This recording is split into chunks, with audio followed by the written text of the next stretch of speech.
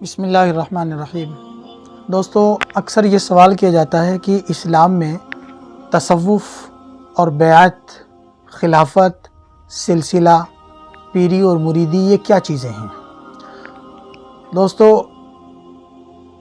ان سب کو جاننے سے پہلے آپ یہ سمجھ لیجئے کہ اللہ تعالیٰ نے اپنے بندوں کے لیے زندگی گزارنے کا جو طریقہ پسند کیا ہے اس طریقے کو شریعت کہتے ہیں۔ شریعت کا مطلب ہے وہ طریقہ، وہ قانون، زندگی کا وہ دستور جو اللہ تعالیٰ نے اپنے بندوں کے لیے مقرر کیا ہے۔ یہ طریقہ ہمیں نبی کریم صلی اللہ علیہ وسلم کے واسطے سے پہنچا ہے۔ احکام تو اللہ کے ہوتے ہیں لیکن واسطہ نبی کریم صلی اللہ علیہ وسلم ہوتے ہیں۔ نبی کریم صلی اللہ علیہ وسلم کے واسطے سے صحابہ کو پہنچا ہے، پھر صحابہ کے واسطے سے تابعین اور تبع تابعین کو یہ شریعت پہنچی ہے۔ نبی کریم صلی اللہ علیہ وسلم کے زمانے میں خود نبی پاک صلی اللہ علیہ وسلم صحابہ کرام رضی اللہ تعالیٰ عنہم اجمعین سے اسلام پر بیعت لیتے تھے۔ بیعت معاہدے کو کہتے ہیں، ایک ایگریمنٹ کو کہتے ہیں۔ بیعت کا لفظ بیع سے نکلا ہے۔ بیع کا معنی ہوتا ہے فروخت کر دینا، بیچ دینا، یعنی بیعت کرنے والا اپنے آپ کو گویا فروخت کر دیتا ہے، بیچ دیتا ہے۔ نبی پاک صلی اللہ علیہ وسلم کے زمانے میں اسلام پر بیعت ہوتی تھی اور مختلف گناہوں کو چھوڑنے پر بیعت ہوتی تھی۔ چنانچہ بیعت کا لفظ قرآن کریم میں آیا ہے، لقد رضی اللہ عن المؤمنین اذ یبایعونک تحت الشجرہ۔ اللہ تعالیٰ ان اہل ایمان سے راضی ہو گئے جو نبی کریم صلی اللہ علیہ وسلم سے درخت کے نیچے بیعت لے رہے تھے۔ گناہوں سے توبہ کرنے پر نبی پاک صلی اللہ علیہ وسلم نے بیعت لی ہے۔ اس کا تذکرہ قرآن کریم کی سورہ ممتحنہ میں ہے۔ آپ علیہ السلام نے عورتوں سے بیعت لی، یعنی عورتوں نے یہ ایگریمنٹ کیا، یہ معاہدہ کیا کہ ہم شرک نہیں کریں گے، زنا نہیں کریں گے اور دوسرے برے کام نہیں کریں گی۔ تو بیعت کا حاصل ہے ایک معاہدہ جو ایک عام آدمی کسی کامل متقی متبع سنت، کسی بزرگ اور رہنما کے ہاتھوں پر ایک معاہدہ کرتا ہے اس بات کا کہ میں اب سے اللہ کے احکام کی اطاعت کروں گا، شریعت کی اطاعت کروں گا۔ بیعت کا حاصل صرف اتنا ہے کہ اطاعت کا، فرما برداری کا کسی کے ساتھ معاہدہ کرنا۔ بیعت کوئی نئی چیز نہیں ہے۔ بیعت کا مطلب معاہدہ کرنا۔ کوئی بھی آدمی اپنے زندگی کی اصلاح کے لیے کسی بھی بزرگ سے یہ ایگریمنٹ کر سکتا ہے کہ آئندہ سے میں آپ کے کہے ہوئے پر عمل کروں گا اور آپ کو اپنا بڑا تسلیم کرتے ہوئے آپ کو اپنا رہنما سمجھتا ہوں، آپ کو اپنا مرشد سمجھتا ہوں۔ آپ اس کو ایسے سمجھ سکتے ہیں جیسے ہم اپنی بیماریوں کا علاج کرانے کے لیے کسی ڈاکٹر پر اعتماد کرتے ہیں اور یہ بھروسہ کرتے ہیں، یہ یقین کرتے ہیں کہ یہ میری بیماریوں کا علاج کرنے میں سکشم ہے، قابل ہے، ماہر ہے، ہم اس پر اعتماد کر لیتے ہیں، بھروسہ کر لیتے ہیں۔ ٹھیک اسی طرح ہماری زندگی میں جو بہت ساری برائیاں ہیں یا ہم جو اچھے کام نہیں کر پاتے ہیں تو کسی ماہر اور متبع سنت، کسی بزرگ کے سامنے ہم یہ معاہدہ کر لیں کہ آئندہ سے ہم آپ کے کہے ہوئے پر چلیں گے، اسی کا نام بیعت ہے۔ اسلام میں بیعت ہے، لیکن یہ بیعت کرنا نہ تو فرض ہے نہ واجب ہے، البتہ مستحب ہے، سنت ہے، کیونکہ ہر آدمی کو ضرورت ہے کہ وہ اپنی بیماریوں کا علاج کرے۔ شریعت میں دو قسم کے اعمال ہوتے ہیں۔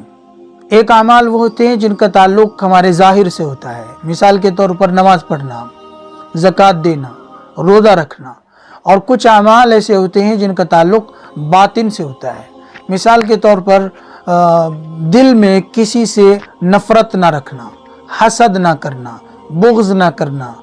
اس طریقے سے بہت سے اعمال ہیں جن کا تعلق دل سے ہے، مثلا تکبر کا تعلق، حرص کا تعلق، غیبت کا تعلق، ان سب کا تعلق دل سے ہے۔ تو اپنے باطنی اعمال یعنی جن کا تعلق دل سے ہے ان کی اصلاح کے لیے اپنا کوئی معالج تجویز کرنا، اسی کا نام ہے اپنے لیے کسی کو شیخ مقرر کرنا۔ رہا یہ کہ اس کے اندر پھر بزرگ کچھ وظائف بتاتے ہیں، اوراد بتاتے ہیں، تو ان کا حاصل صرف اتنا ہے کہ آدمی کو اللہ تعالیٰ کا قرب حاصل ہو جائے، تعلق مع اللہ حاصل ہو جائے۔ خود قرآن کریم اہل ایمان کو جگہ جگہ اللہ تعالیٰ کا ذکر کرنے کی تاکید کرتا ہے۔ یا ایھا الذین آمنوا اذکروا اللہ ذکرا کثیرا، اے ایمان والو اللہ تعالیٰ کا کثرت کے ساتھ ذکر کرو۔ وَذَكَرَ اسْمَ رَبِّهِ فَصَلَّى، اللہ کے نام کا ذکر کیا اس نے اور نماز پڑھی۔ بہت سی آیات میں ذکر کا تذکرہ ہے۔ اسی طرح بہت سی حدیثوں میں نبی پاک صلی اللہ علیہ وسلم نے ذکر کی ترغیب دی ہے۔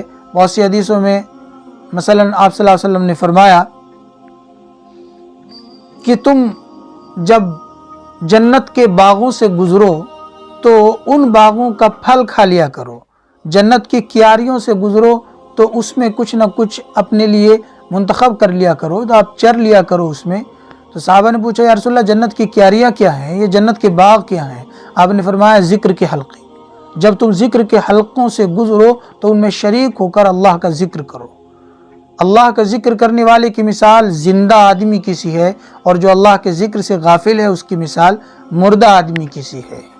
تو یہ حاصل ہوا بیعت کا، اس میں آدمی کسی کے ساتھ ایک معاہدہ کر لیتا ہے فرما برداری کا، اور میں یہ سمجھتا ہوں کہ یہ کوئی غلط نہیں ہے۔ جس طرح آدمی اپنی بیماریوں کا علاج کرانے کے لیے کسی ڈاکٹر کے پاس جاتا ہے، اس پر اعتماد اور بھروسہ کرتا ہے، اسی طرح آدمی اپنی اصلاح کے لیے اور اپنے آپ کو اللہ سے جوڑنے کے لیے، تعلق مع اللہ قائم کرنے کے لیے اگر کسی اللہ والے کی خدمت میں حاضر ہو کر کے اس سے طریقہ سیکھتا ہے، تعلیم حاصل کرتا ہے اور اللہ کا قرب حاصل کرنے کا طریقہ سیکھتا ہے تو یہ غلط نہیں ہے، بلکہ یہ ایک اچھا عمل ہے۔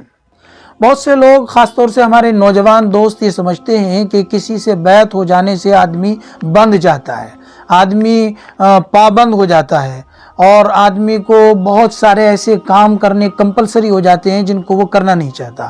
دوستو یہ ایک غلط سوچ ہے، کیونکہ کسی کے ساتھ بھی، کسی کے ہاتھ پر بھی بیعت ہونے کا مطلب یا اس سے مرید ہونے کا مطلب کچھ نئی چیزوں کو اپنی زندگی میں داخل کرنا نہیں ہے، بلکہ شریعت ہی کے احکام کی پابندی کرنا اور اس کو ضروری سمجھنا، یہی حاصل ہے۔ اگر آپ کسی سے بیعت نہیں بھی ہوتے ہیں تو بھی آپ کو شریعت کے احکام کی پابندی کرنا ضروری ہے۔ شریعت نے جن احکام کو ضروری قرار دیا ہے، اللہ تعالیٰ نے زندگی گزارنے کا جو طریقہ مقرر کیا ہے اس طریقے پر تو آپ کو اپنے آپ کو لانا ہی پڑے گا، آپ کو ان طریقوں پر ڈھالنا ہی پڑے گا۔ آپ کسی سے بیعت ہوں یا نہ ہوں، آپ کسی کے ساتھ کوئی ایگریمنٹ، اطاعت کا معاہدہ، اطاعت اور فرما برداری کا کریں یا نہ کریں، آپ کو وہ کام کرنے ہی ہیں جو شریعت نے آپ کے لیے مقرر کیے ہیں۔ تو کسی کے ہاتھ پر بیعت ہونے سے آپ کو کچھ نیا نہیں کرنا ہوتا ہے۔ رہا یہ کہ وہ کچھ تسبیحات بتاتے ہیں یا کچھ اذکار اور وظائف بتاتے ہیں، تو ذکر کرنا تو ویسے بھی قرآن کریم کی تعلیم ہے، ذکر تو آدمی کو ویسے بھی کرنا چاہیے۔ اگر ایک ڈاکٹر کے بتائے ہوئے طریقے پر آپ علاج کرتے ہیں تو وہ کوئی غلط نہیں ہے۔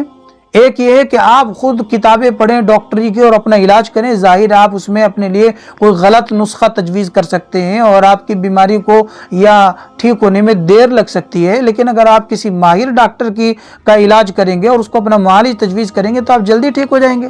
اسی طرح اگر آپ اپنی زندگی کو شریعت پر لانا چاہتے ہیں تو اس کے لیے آپ کسی کے ہاتھ میں اپنا ہاتھ دے دیں، آپ کسی کے ساتھ اپنا تعلق قائم کر لیں، اسی کو بیعت کہتے ہیں۔ سلسلہ کیا چیز ہے؟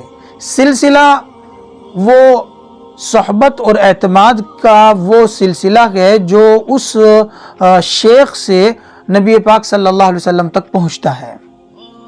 ہندوستان میں 4 بڑے سلسلے مشہور ہیں۔ چشتیہ سلسلہ جو خواجہ معین الدین چشتی اجمیری رحمۃ اللہ علیہ سے منسوب ہے، اور نقشبندیہ سلسلہ नक्शबंदिया सिलसिला ख्वाजा बहाउद्दीन नक्शबंदी रहमतुल्लाह अलैह से मंसूब है। कादरिया सिलसिला ये शेख अब्दुल कादिर जीलानी रहमतुल्लाह अलैह की तरफ मंसूब है। सोहरवर्दिया सिलसिला ये शेख शिहाबुद्दीन सोहरावर्दी रहमतुल्लाह अलैह की तरफ मंसूब है। ये 4 सिलसिले ऐसे हैं जैसे कि 4 फ़िक़ही मकातिब फ़िक्र हैं, हनफी, शाफ़ई, मालिकी, हम्बली, या 4 ज़ाहिरी अमराज का इलाज करने के तरीक़े हैं, जैसे एलोपैथिक है, होम्योपैथी है, यूनानी है, आयुर्वेदिक है। ये जैसे 4 तरीक़े इलाज हैं, इसी तरीके से ये 4 सलासिल हैं, ये 4 सिलसिले हैं। एक बुजुर्ग के पास एक सिलसिला भी हो सकता है और एक से ज़ायद सिलसिला भी हो सकता है, इसका नाम सिलसिला है। खिलाफत किसे कहते हैं? खिलाफत जानशीनी को कहते हैं। एक शेख जब अपने मुरीद की इस्लाह करके उसको कामिलियत और काबिलियत के दर्जे पर पहुंचा देता है, तो वो फिर दूसरों के लिए उसको अपना जानशीन बना देता है और उसको इजाज़त दे देता है कि जिस तरीक़े से तुमने मेरे पास रहकर इस्लाह की है और मुझसे ये तरीक़ा सीखा है कि किस तरह से बातिनी बीमारियों का और बातिनी अमराज का इलाज किया जाता है और किस तरह लोगों को सुन्नत और शरीयत की ज़िंदगी पर लाया जाता है, अब तुम उस तरीक़े को अपनाकर दूसरे लोगों को उस तरीक़े पर ला सकते हो, उसकी इस्लाह कर सकते हो। इसी का नाम खिलाफत और जानशीनी है। जैसे एक उस्ताद अपनी गद्दी पर किसी अपने लायक और फायक शागिर्द को बिठाकर ये कहे कि अब तुम इन बच्चों को टीच करो, इनको पढ़ाओ और जो मैंने तुमको सिखाया है, जिस तरीके से सिखाया है, अब तुम इनको सिखाओ, तो वो उसका जानशीन कहलाता है। ये कोई रस्म नहीं है, ये एक जिम्मेदारी है। आजकल जो ये सज्जादा नशीनी होती है और जो कब्रों पर बैठने का सिलसिला होता है, जिसको वो खिलाफत कहते हैं, ये सब रस्म और रिवाज है, ये हकीकत से बहुत दूर है। खिलाफत कोई रस्म और रिवाज नहीं है, खिलाफत एक बहुत बड़ी जिम्मेदारी है जो इंसान के कंधों पर आयद होती है। तो मैं समझता हूँ कि शायद आप बैत, खिलाफत, तसव्वुफ और शरीयत के ताल्लुक़ से आपके सवालात कुछ न कुछ किसी न किसी दर्जे में क्लियर हुए होंगे। और अगर आपको कोई डाउट रह जाता है तो मैं आपसे दरख्वास्त करूंगा कि कमेंट बॉक्स में ज़रूर अपना सवाल, अपना क्वेश्चन आप रखें। इंशाअल्लाह हम शरीयत की रोशनी में उसको हल करने की कोशिश करेंगे।